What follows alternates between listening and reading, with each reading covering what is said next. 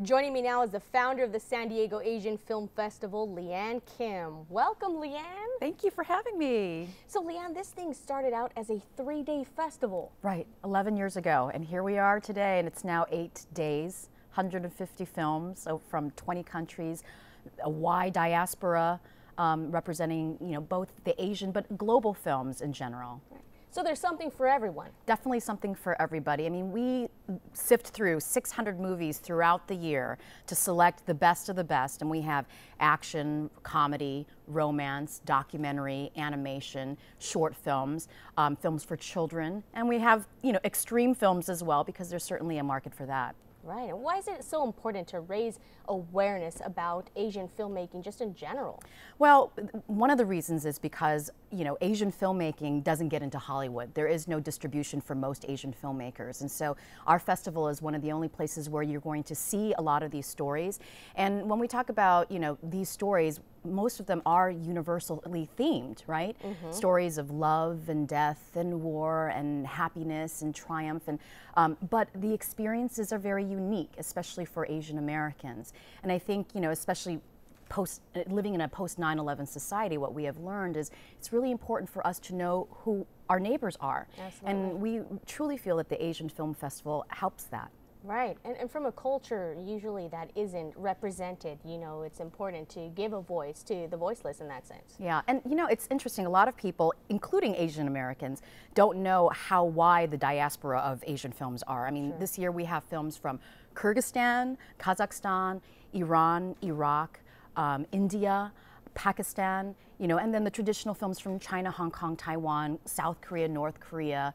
We even have films from Mexico and our very first film from Ireland, believe it or not. So, we're also trying to teach the community that, the Asian diaspora is vast and the experiences are so diverse. And this is the one place that you can experience a lot of those stories. Sure, and you mentioned animation as one of the diaspora, including in the Asian Film Festival this year. Tell us a little bit about some of the films, animation-wise, that will be featured. Yes, well, animation, right now is so hot, especially, in Hollywood. Mm-hmm. So we have the traditional, like 2D animation, claymation, but the hot, 3D animation.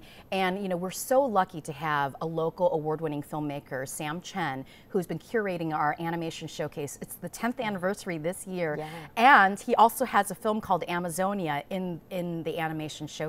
Sure, and we have a clip of Amazonia to show you and share with you, and we're going to go ahead and take a look at Amazonia now.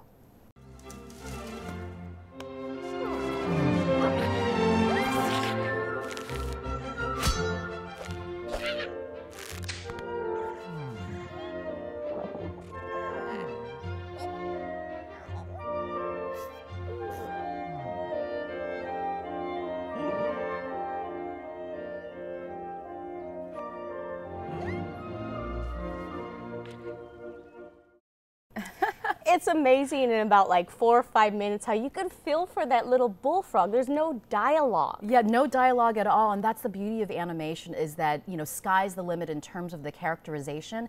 That film, by the way, first of all, Sam Chen is a self-taught animator, so it's amazing that he learned all that on his own, and that film, even though it's 5 minutes long, was 4 years in the making, because he created that completely on consumer computers.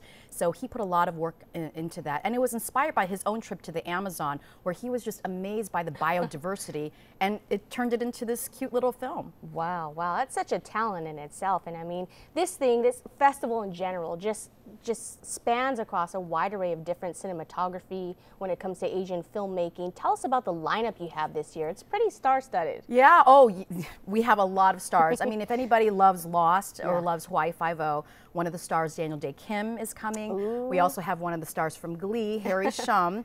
He's one of the backup dancers and now is one of the leads in that show. We have C.S. Lee from Dexter, also Aaron Yu, who was in the #1 film Disturbia, Nick and Nora, and 21. So we have a long list of people. But, you know, I think the most important thing is that people get to come and experience and see a story that they have never seen before.